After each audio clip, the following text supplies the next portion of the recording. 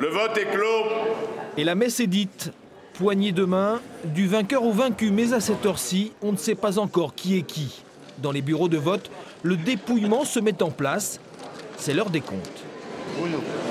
Mais le candidat de l'UMP préfère à présent se tenir en retrait. Avec sa garde rapprochée, Joël Bruno a investi un bureau en ville. 1 heure à observer les chiffres tombés, à scruter l'évolution des courbes afin de se forger une première opinion, une officieuse certitude. 51 et 43 à la Pierrosée, c'est bon. 20h15, trop tôt encore pour se réjouir. Mais lors déjà d'une première apparition dans les médias sur le plateau de France 3, le candidat Bruno ne se dévoile pas encore. Vous connaissez mon naturel prudent, donc j'attends la proclamation des résultats officiels pour faire tous les commentaires. Le temps tourne, la tendance s'amplifie. Passé 21h à la radio cette fois, Joël Bruno accepte d'endosser les habits du vainqueur.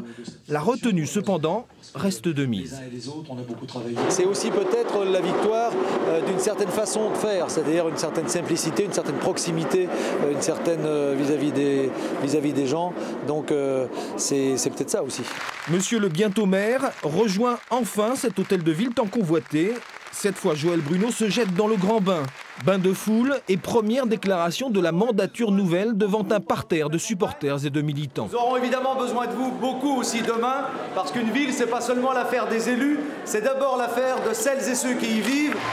Et puis le dernier acte de la soirée, la 3e mi-temps. Dans un cabaret de Caen, nouvelle ovation, pluie d'applaudissements. L'heure est à la fête, une fête de famille.